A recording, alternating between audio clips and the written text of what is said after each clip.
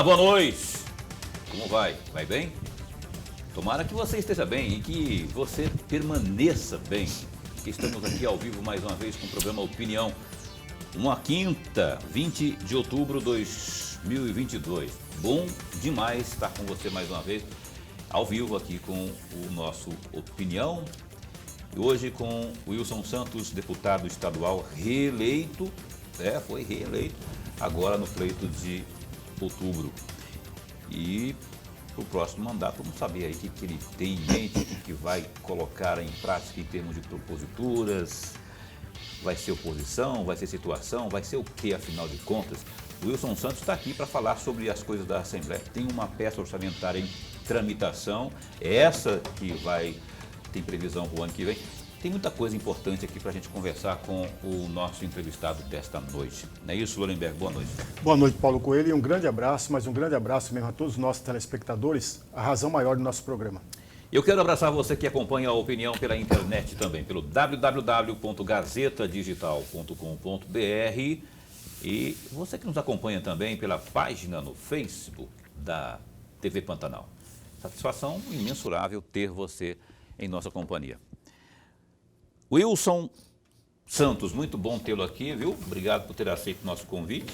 É difícil o Wilson não aceitar o convite. Só quando ele estiver lá, só quando ele está na chácara lá, né, curtindo, descanso, aí ele não vem nem a pau. Mas quando está por aqui, ele vem. Obrigado por ter vindo. Eu achei que ele ia trazer a camisa do Flamengo para me presentear, mas não trouxe, mas está valendo. Bom tê-lo aqui e parabéns pela sua mais uma vitória no seu currículo político. Paulo, eu que agradeço o convite, professor Lorenberg. Sempre é um aprendizado estar aqui nesse programa. E é a oportunidade também de prestar conta do nosso mandato. Eu quero começar aqui agradecendo a Deus e a todos que depositaram mais uma vez um voto de confiança no meu trabalho. Então, eu quero agradecer e nos colocar mais uma vez à disposição e, nesta noite, aqui ao vivo e a cores, à sua disposição do Dr. Lorenberg e também dos nossos telespectadores. 23.446. 23.446. São as pessoas que ele está agradecendo aqui, não é? Que foram lá, botaram na urna, apertaram lá o 55, 100. 55, acostumado com 45, 55, 100.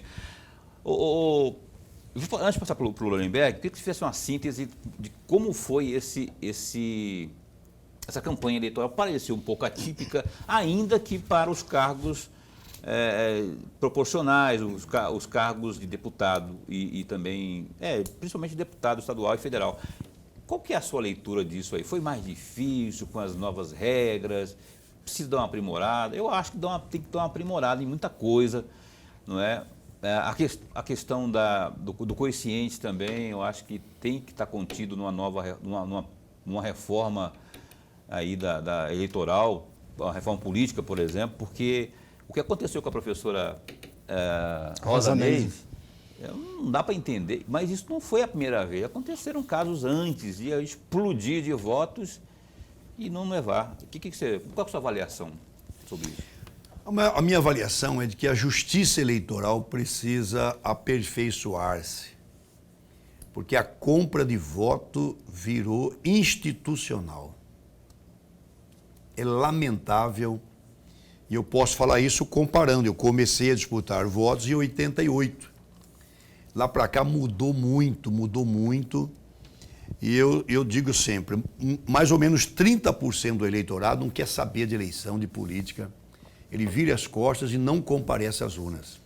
Se bem que este ano a abstenção foi em torno de 22% no país. Mas foi grande mesmo assim. Então, mais ou menos uns 30% abandonou a política. Não acredita mais que a política possa ser uma ferramenta de mudanças.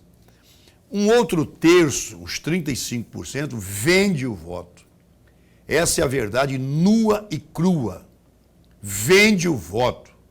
Troca o voto atrás em busca de um benefício pessoal, familiar.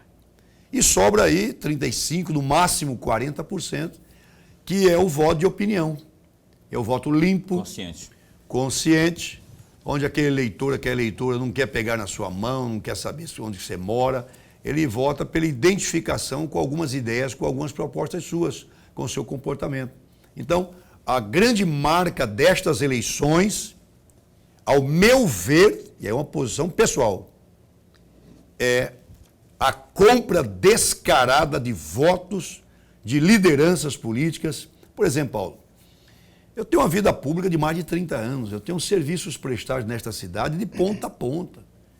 Dificilmente existe um bairro em Cuiabá que não haja um serviço do Wilson Santos, seja como vereador, como deputado estadual, como deputado federal, como prefeito.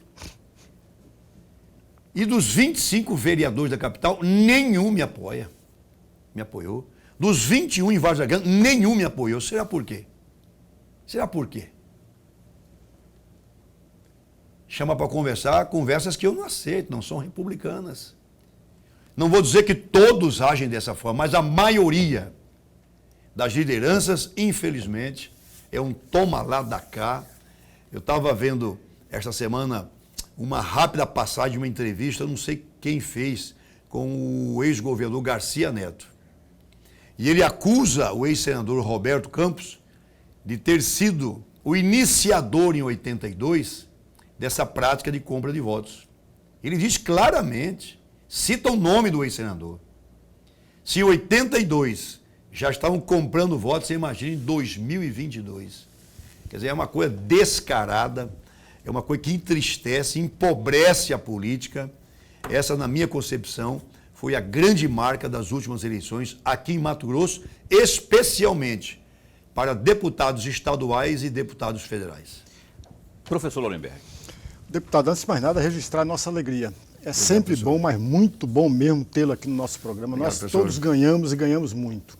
Eu vou pegar carona em parte da sua primeira resposta, porque eu tenho aqui uns dados, Wilson, eu gostaria muito da sua reflexão a respeito.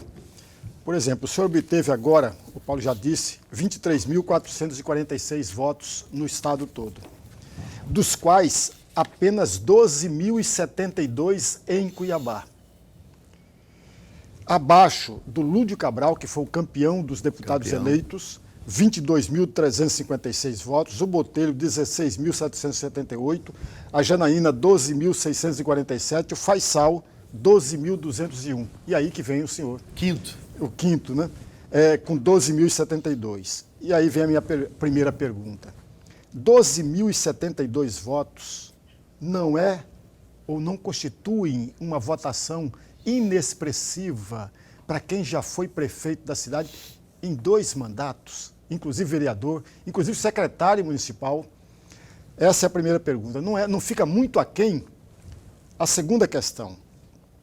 Em 2018, o senhor obteve 14.855 votos, dos quais 9.341 somente em Cuiabá.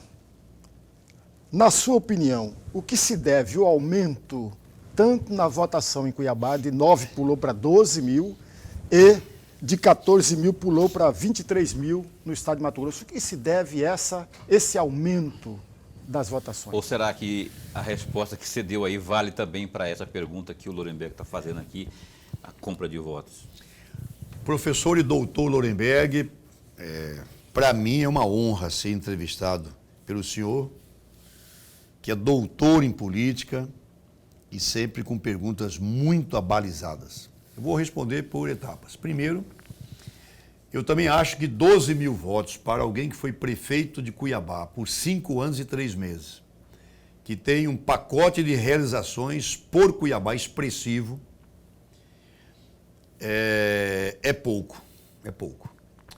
Mas também eu posso fazer uma comparação com o ex-prefeito Roberto França e com o ex-prefeito e ex-governador Frederico Campos, que também passaram pela prefeitura de Cuiabá e que não conseguiram eleger-se para deputado estadual. Dr. Frederico Campos, se eu não estiver equivocado, em 1990, ele foi candidato... Ele disputou o governo em 86 com o Bezerra. Em 88 ele venceu as eleições para prefeito de Cuiabá governou até 92, e parece-me que em 94 ele disputou a Assembleia e não obteve sucesso. E o grande prefeito de Cuiabá, Roberto França, com mais de 1.000 obras realizadas na cidade, o primeiro candidato a deputado federal a ultrapassar a casa dos 100 mil votos na história de Mato Grosso, em 94, ex-presidente da Câmara Municipal, ex-presidente da Assembleia, presidente da Assembleia Constituinte, e deixa a prefeitura em 2004 e disputa em 2006 e também não obtém sucesso. Então parece que há, às vezes eu converso com o Palma, ele fala isso, parece que há por parte do cuiabano uma certa punição aos seus ex-prefeitos. Parece-me que há. É claro que não com todos. O Dante foi prefeito, virou governador, o Mauro Mendes foi prefeito e virou governador, mas eu deixei a prefeitura em 2010, perdi as eleições para governador em 2010, disputei em 2014, consegui voltar à Assembleia, em 2018 tive uma queda na votação de 20 mil para 14, e agora eu volto ao patamar de 23 mil votos. Então eu concordo com você e volto a dizer, tenho muito mais serviços prestados a Cuiabá do que os 4 deputados mais votados que eu na capital. O Lúdio, mais votado, ainda hoje eu conversei com ele, aqui ele debitava essa grande votação. Ele diz principalmente a atuação em favor dos servidores públicos e depois a onda Lula na reta final da campanha. O Botelho, na condição de presidente da Assembleia, tinha uma boa estrutura. A Janaína, por ser mulher, a única deputada, foi a campeã de votos no estado inteiro. E o Faisal, que tem também uma base muito forte aqui em Cuiabá. Eu acabei sendo o quinto, ali empatado no bloco dos 12 mil, né? O Lúdio com 22, o Botelho 16, aí vem 3, 4 com 12. Janaína, Faisal e o Wilson. Então, quer dizer, na verdade eu fiquei ali no empate técnico em terceiro lugar. Essa ampliação de 14.885 para 23.446, eu debito principalmente ao mandato que fiz com o meu gabinete. Foi um mandato forte, arrojado, quase 800 projetos de lei, a presidência de uma CPI importante de combate à sonegação, 2 câmaras temáticas setoriais da mulher e da pessoa com deficiência, aplicação correta das nossas emendas e propostas que identificaram-se com parcelas da sociedade cuiabana. Quais delas? Os remédios à base do canabidiol, o trabalho com a dislexia, com autismo, a lei que proíbe a construção de hidrelétricas no Rio Cuiabá, a lei que implanta compliance nas empresas privadas que relacionam-se com o governo estadual e a vinda da Unemate para Cuiabá. Então, esse mandato foi um mandato muito rico de ideias, de bons projetos que acabaram tendo uma boa recepção junto à sociedade. Cuiabana, no caso. Eu vou discordar um pouco embora o Lorenberg não tenha afirmado, foi uma provocação, mas eu discordo da sua concordância, né? Eu acho que não foi inexpressivo. 12 mil votos não é uma quantidade inexpressiva, considerando o contexto todo que envolve a enxurrada de candidatos que houve por aqui. Eu não vou entrar no mérito se houve ou não houve compra de votos, mas considerando, agora, se você esperava mais e teve menos e não atingiu a expectativa, aí tudo bem. Agora, expressivo foi, tanto que o conduziu. Foram garantidores, foram 12 mil garantidores. Posso dizer, Paulo, que você trouxe aqui. Houve muita compra de voto em Mato Grosso, sim. Isto ficará para os historiadores, para os sociólogos, para os estudiosos. O futuro vai dizer o que eu estou falando aqui agora. Infelizmente, descambou para um lado mercadológico a eleição para o parlamento. Acho que não houve eleição para governador em Mato Grosso, houve homologação do Mauro, fez um bom mandato, colocou a casa em ordem, a população compareceu às urnas e deu a ele quase 70% dos votos. Para senador, o Neri acabou sendo punido no meio da campanha, não teve condições. Então, tanto para o governo do Estado quanto para o Senado, na minha concepção, não houve eleição, não houve disputa. Mas na questão do estadual. Mas para federal, estadual, muita compra de voto. E quem está me assistindo sabe o que eu estou falando. Eu não vou nem entrar no mérito dessa questão. Mas compra, Paulo. Eu vou só não dizer é o pouca, seguinte, não é compra mesmo de famílias, de lideranças, de sublideranças, de liderança terceira, quarta, compra mesmo. Eu sei de caso, não vou falar aqui, porque não tenho comprovar. De gente que comprou vereador em Cuiabá por 300 mil reais. É isso que eu ia por 150 mil, por 200 mil reais. Um adendo aqui. Por que eu não tenho apoio de vereador? Eu não dou um tostão. É isso que eu ia perguntar agora. Eu não dou um tostão para vereador, para ninguém. Quiser votar em mim, vota pelo meu trabalho, incansável. Não compro voto, não comprei voto. Assumi a bandeira da pesca, tivemos votos no estado inteiro, dos servidores da Empaer, mas não compro voto. Não compro. Se eu tivesse dinheiro e se eu tivesse caráter ou falta dele para comprar voto, eu fazia 100 mil votos. Para comprar voto é falta de caráter. Eu tenho que ir para o intervalo comercial, Wilson, mas o fio da meada que eu queria pegar é o seguinte. Lá na Câmara Municipal de Cuiabá, você não teve apoio de ninguém, nenhum dos 25. Nenhum. Em Várzea Grande, idem. Isso também não se deveu também à questão do seu partido não ter essa pegada forte nos parlamentos, nesses parlamentos aí, porque eu entendo, né, e não sei se a proporção disso, mas a importância do apoiamento partidário, da expressividade do partido, ele ajuda. Ajuda não, você tem razão, Paulo. Eu estou há pouco tempo no PSD, mas eu já identifiquei uma coisa. O PSD de Dado é um partido muito do interior. Ele está chegando agora à capital. Ele tem 27 prefeitos, tem um vereador só em Cuiabá e não sei quantos ou nenhum em Várzea Grande. Então, é uma das minhas missões, é estruturar nem esse vereador o partido. te apoiou? Nem não, esse porque esse é o pastor Jefferson, ele também foi candidato, ajudou inclusive na nossa construção do coeficiente.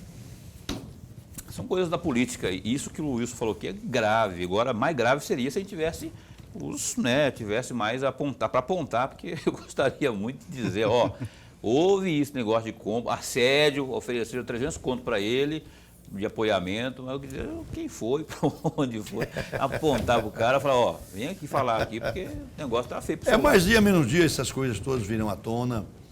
É lamentável, eu vou passar, vou embora um dia, e os estudiosos vão se debruçar sobre isso.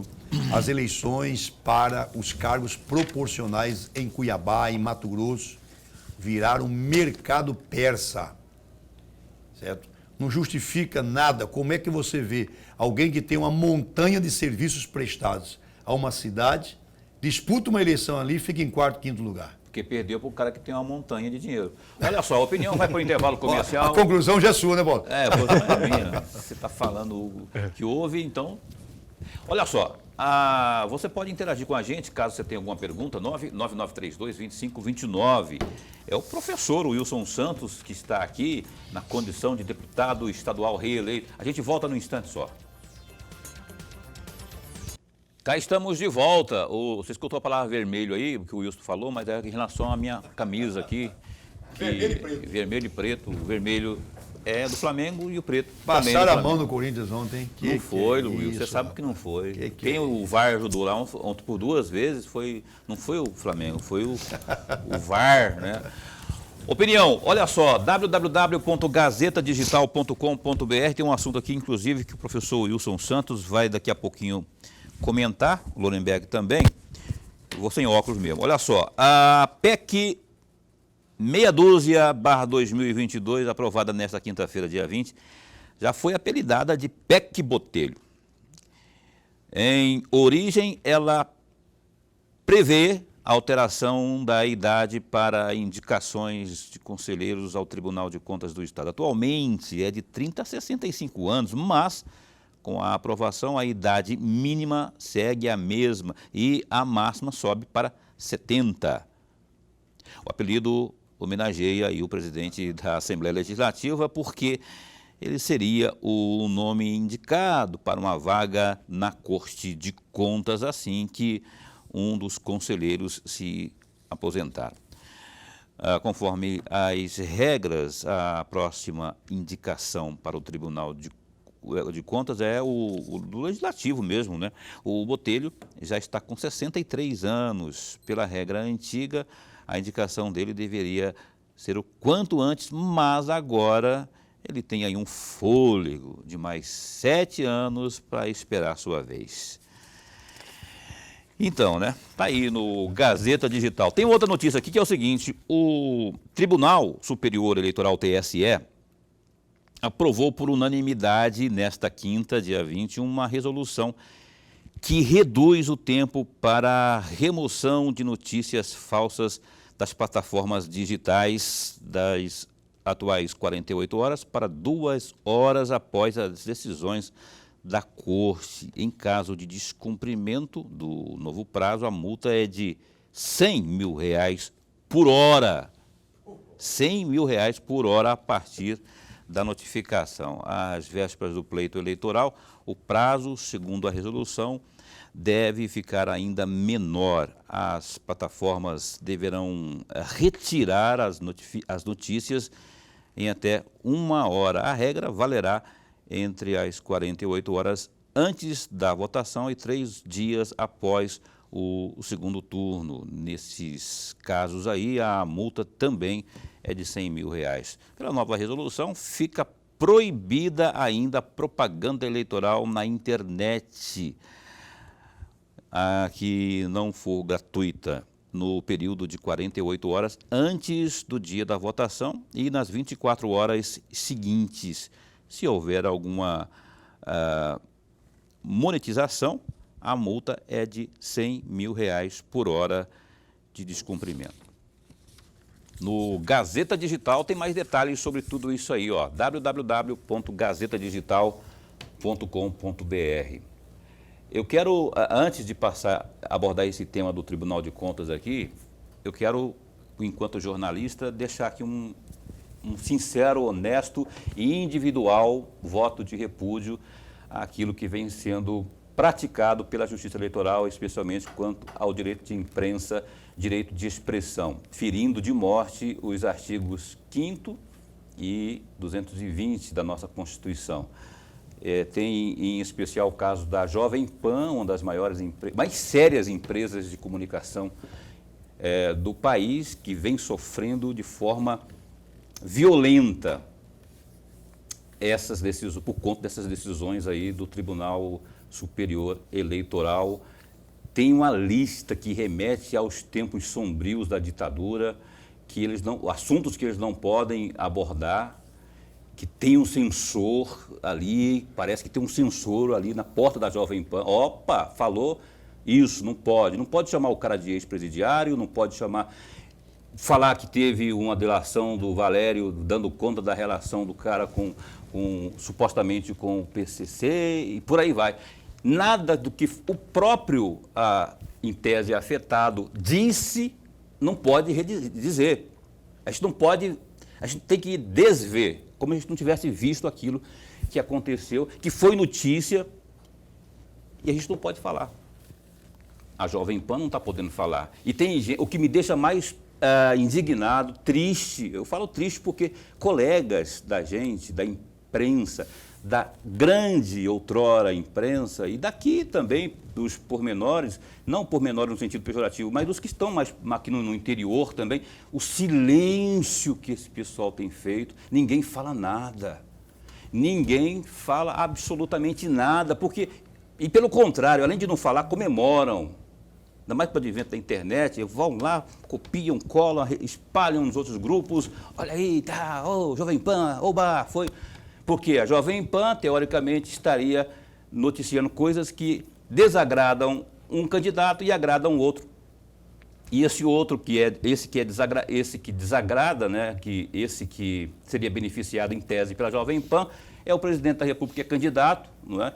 E os que têm nojinho do candidato e também presidente da República, aí fazem festa por conta disso e aí se dão no direito de ficar calado diante de uma atrocidade como essa aí. É um desabafo, isso é opinião muito particular, como eu disse, não é do programa, não é do Grupo Gazeta, que pode ou não se assemelhar ao que eu penso, mas eu estou na condição de jornalista, estou dizendo isso porque hoje, quem está comemorando isso, tudo bem, em tese tudo bem, não é?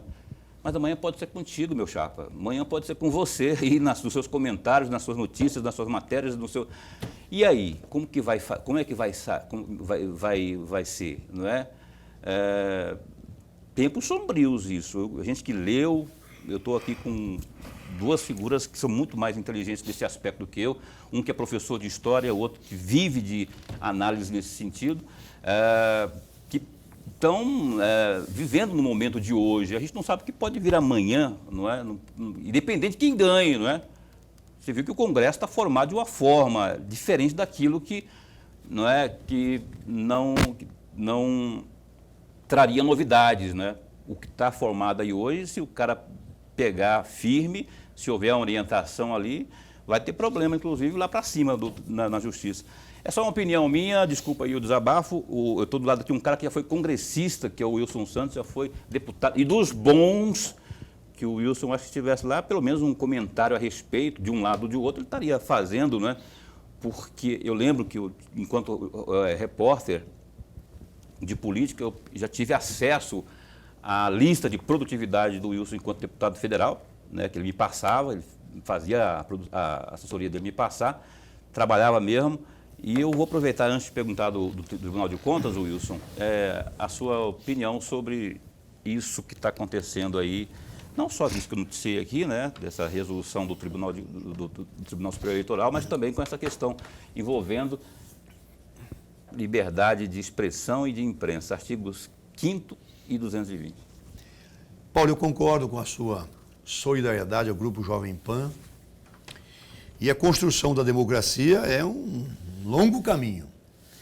Nessa questão da comunicação, as rádios e televisões são concessões públicas. Eu não sei se nós devemos continuar nesse caminho. Sendo concessões públicas, sofre, claro, uma série de observações, de acompanhamento. Diferente de países como os Estados Unidos, onde veículos de comunicação assumem lado em questões de interesse da sociedade e em questões políticas. Tem candidato, tem partido em cada eleição. Faz editorial defendendo o candidato. Eu não vejo nisso nenhum problema, mas no Brasil é. Aqui ainda exige a imparcialidade. Quem tem que definir se lê, se não lê, se assina ou se não assina, é o cidadão. Ora, este jornal é Lula. Este jornal é Bolsonaro. Eu não vejo nenhum problema nisso. Assim é nos Estados Unidos, assim é na França.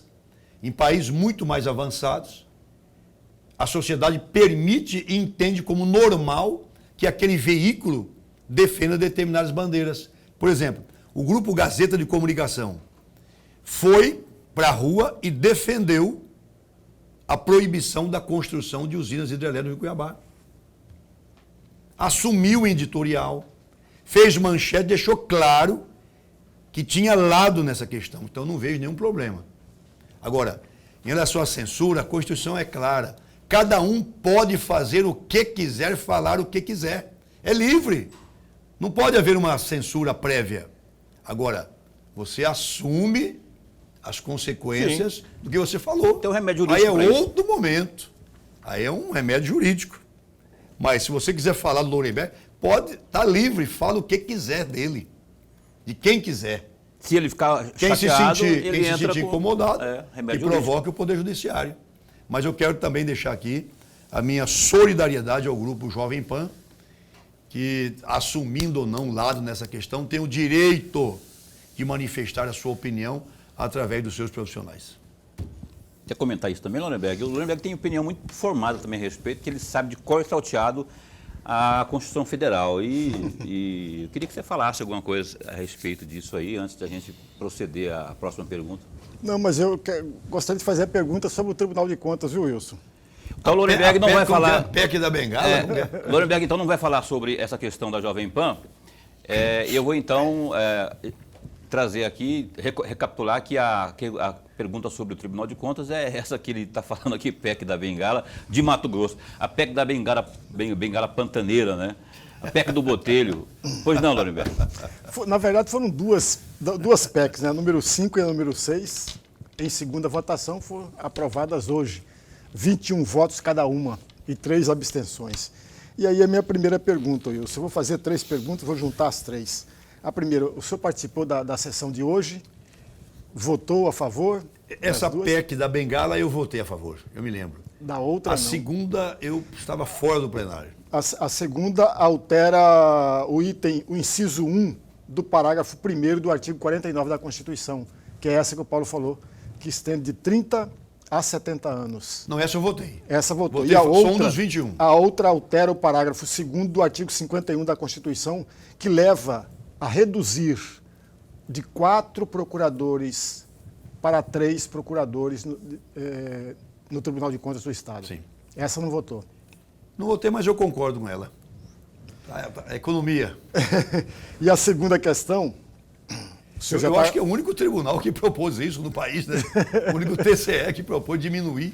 Está todo mundo querendo aumentar, a Tribunal de Justiça quer aumentar novos desembargadores. Lá está diminuindo. Parabéns ao presidente Novelli. Está diminuindo. Parabéns, Novelli. Na verdade, a minha segunda questão você já respondeu. E a terceira, essa questão da idade, definir essa idade para indicação do conselheiro, ela é oportuna, ela é necessária, ela é importante? Está visualizando os 70 anos do Tribunal Superior Eleitoral ou não? Desculpe, do Supremo Tribunal Federal ou não? Na verdade, essa discussão seria mais rica se fosse de um outro conteúdo. Se a composição do Tribunal de Contas seria feita através de concurso público, com provas e também com títulos, para que escolhesse rigorosamente técnicos para apreciação de contas. Se fosse essa discussão, seria muito mais pertinente, muito mais rica.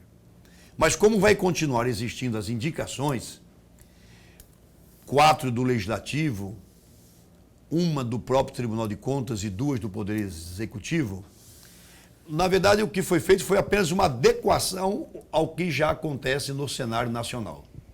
No TCU, pode-se entrar até com 70 anos. Aqui poderia entrar no máximo com 65. Espichou até 70. Não acredito que seja para contemplar o Botelho, não. O Botelho está com 63, faz 64 agora dia 8 de março. E o sonho dele é ser prefeito de Várzea Grande ou de Cuiabá. Essa é a proposta imediata do deputado estadual Eduardo Botelho. Ele quer ser prefeito de Cuiabá ou de Várzea Grande. E essa possibilidade de entrar no Tribunal de Contas até os 70 anos beneficiaria qualquer um indicado pelo Legislativo ou pelo Executivo. E estaria apenas igualando ao que já acontece para acesso ao TCU. Ô, deputado, ainda neste bloco, eu queria que você falasse aqui sobre a peça orçamentária que está lá. Houve um pedido de vista, salvo engano, do Dal Bosco hoje. E as audiências públicas e a participação do secretário de Fazenda, por exemplo?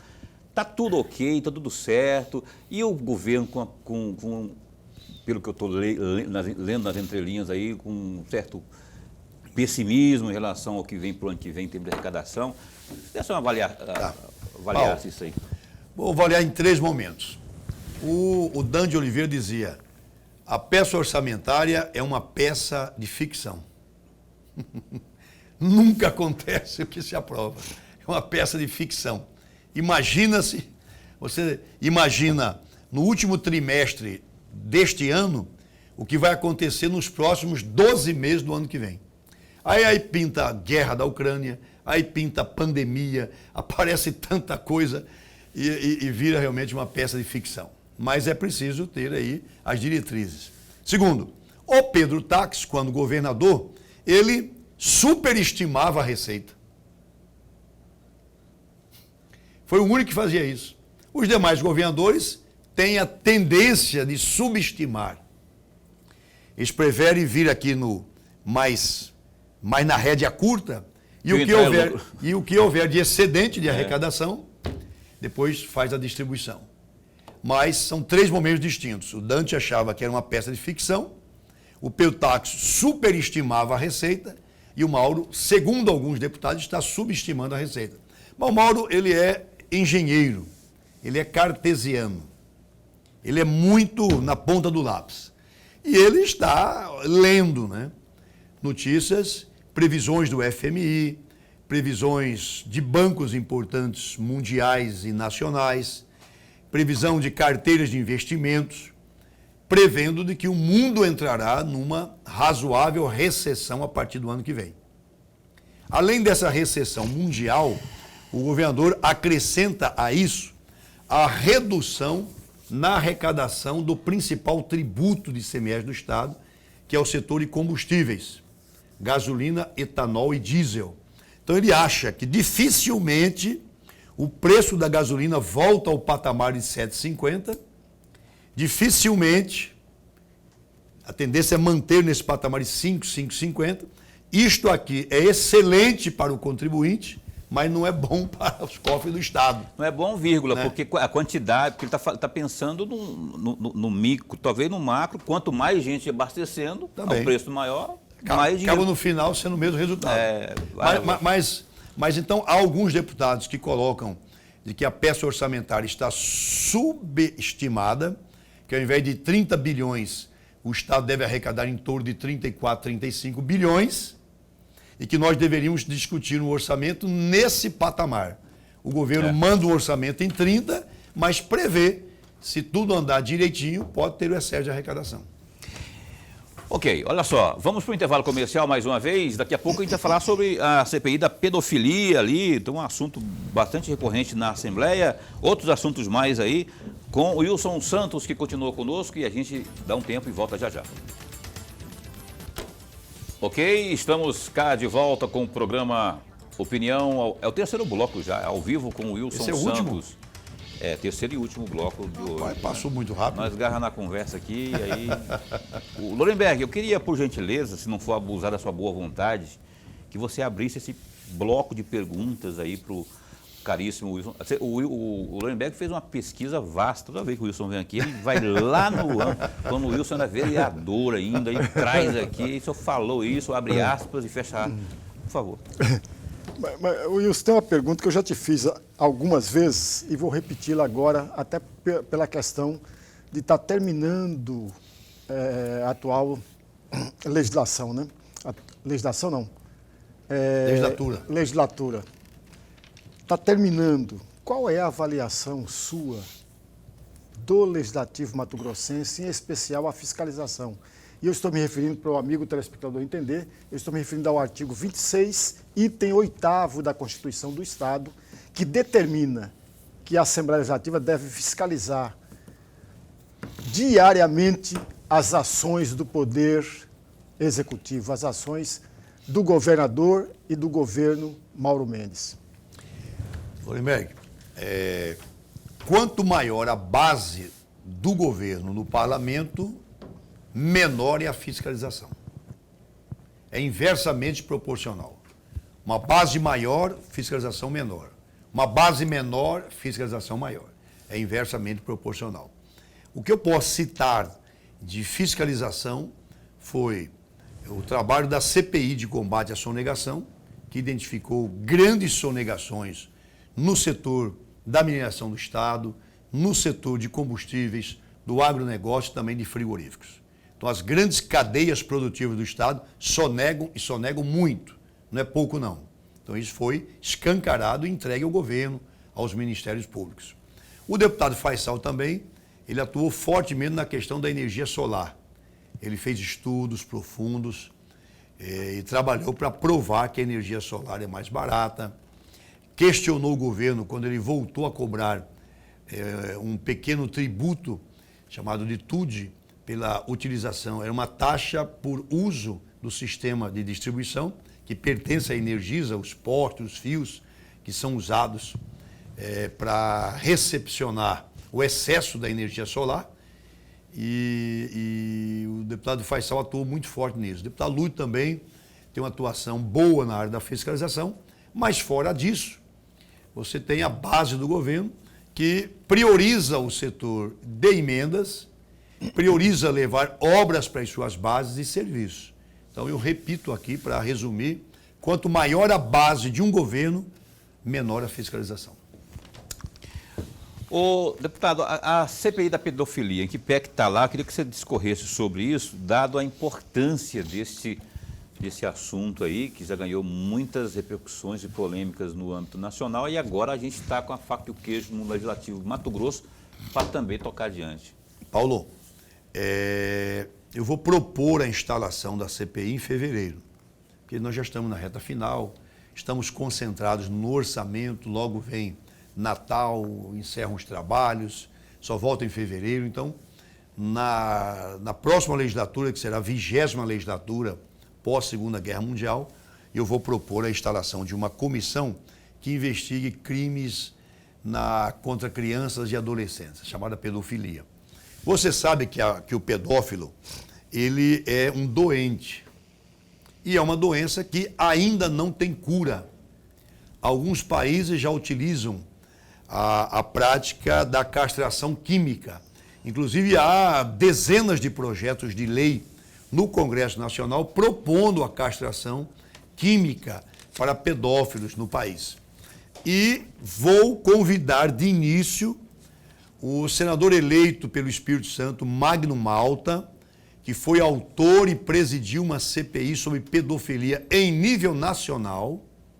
E também vou convidar a ex-ministra e senadora eleita pelo Distrito Federal, Damares, para que ela venha também fazer a convite um depoimento. Ela deu um depoimento muito estranho, cabeludo, dizendo que tem informações no ministério que dirigiu, que crianças do estado de Roraima ou Amapá, não me lembro bem, de 3, 4, 5 anos, são traficadas para a Guiana Francesa. Lá os dentes são retirados dessas crianças para que elas possam fazer o sexo oral e também que elas são submetidas a uma alimentação pastosa para que facilite o sexo anal. Quer dizer, isso que você está ouvindo aí é algo de vomitar, né? Dá nojo de ouvir isso. Isso foi dito por uma ex-ministra, eleita senadora por Brasília.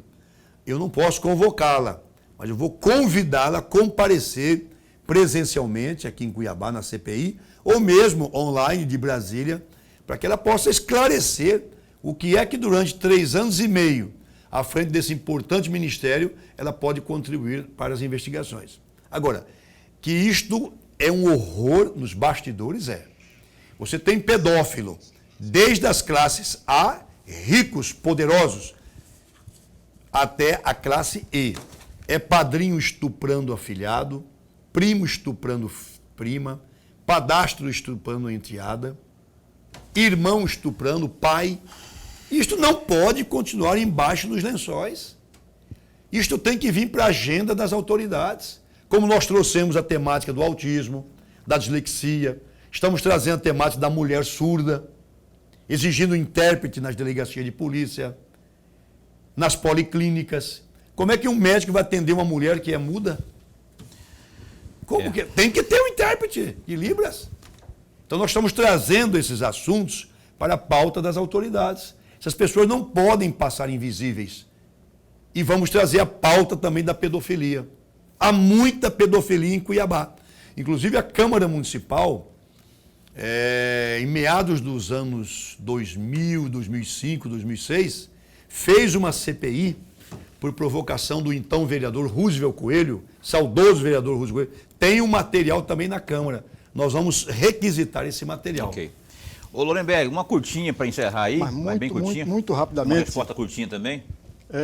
No Única News, do dia 8 de agosto, deputado, o senhor teria dito: eu vou pedir voto para o senador Neri Geller. O senhor pediu voto para ele? Votei no Neri. 1 minuto. Votei no Neri, pedi voto. O Neri tem uma origem muito humilde, foi catador de raiz, foi frentista em postos de combustíveis, cliente da reforma agrária, foi deputado federal exitoso, ministro da Agricultura, e o Neri, na minha concepção, representaria muito melhor no Senado do que o eleito. Eu nada contra o eleito, mas considero o Neri identificado com a base da pirâmide social do Estado. Muito bem, Wilson Santos, muito obrigado por mais uma vez ter vindo aqui. Eu queria, se tem de cabeça, mas sem delongas, a quantidade de emendas ou a quantia de emendas para asfalto em Cuiabá, da sua parte, não? Não tem, porque a briga do governador com o prefeito impede o pagamento de emendas para a capital. Pois é, mas devia ter, né? Devia ter, isso tinha que ser uma realidade. Todos os deputados parlamentares tiveram votos aqui para ter emenda destinada ao povo. Mas agora uma boa notícia, o governo está lançando nos próximos dias asfalto aqui em Cuiabá em 11 bairros. Vai completar o asfalto do Novo Mato Grosso, Tancredo Neves, Osmar Cabral, Fortaleza, são Centro-América, são 11 bairros que receberão pavimentação asfáltica 100% de recursos do Estado. Wilson Santos, 2023, oposição ou situação ao Mauro Mendes? Não, eu estarei na base, mas em relação às questões do servidor público, eu já comuniquei ao chefe da Casa Civil que eu não votarei matéria que restringe direitos dos servidores. É o que há, né? Como diria o glorioso flamenguista, homem do clima, Roberto França. É o que há para o momento. É o que há para o momento. Lorenberg, então a gente se encontra amanhã, não é? Até amanhã. O Leovaldo Salles, o coronel aposentado, né, da Polícia Militar, que hoje é secretário de Ordem Pública, está conosco aqui. Olha, rapaz, estão falando de garimpo no Centro Histórico de Cuiabá. Pode isso? Coronel Salles ao vivo às 7h30 amanhã, sexta, aqui no Opinião ao vivo em cores. Até lá, fica bem, fica com Deus também. Ao vivo e a cores, segundo aquele minerador Ney Souza, Ney, o famoso Ney,